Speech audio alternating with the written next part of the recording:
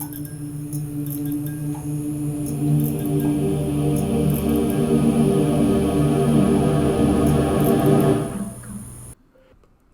you've ever modeled in Maya, you always have this ability to go from the original polygons to a subsurface divide.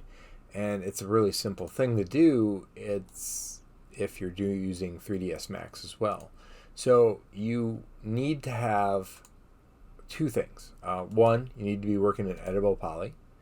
And once you're in editable poly, that subsurface divide is essentially, it's right there. And you're just going to use Nurms subdivision, and that is basically what it is.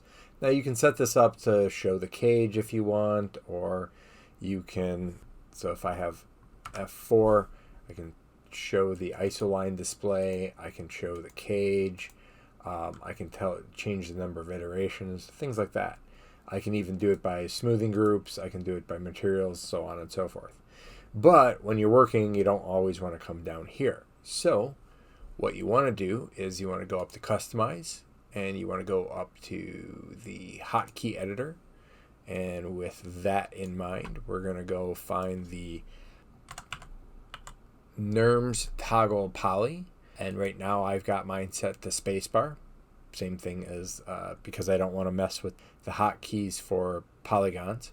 So all you're going to do is you're going to hit space, you're going to hit assign, and then you're going to basically assign it, and then you're done. So with that now, I can simply grab this and toggle back and forth anytime I want. So it gives me a quick and easy way to subdivide my geometry.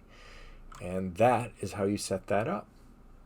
Hope that helps. If you have any more questions, feel free to ask.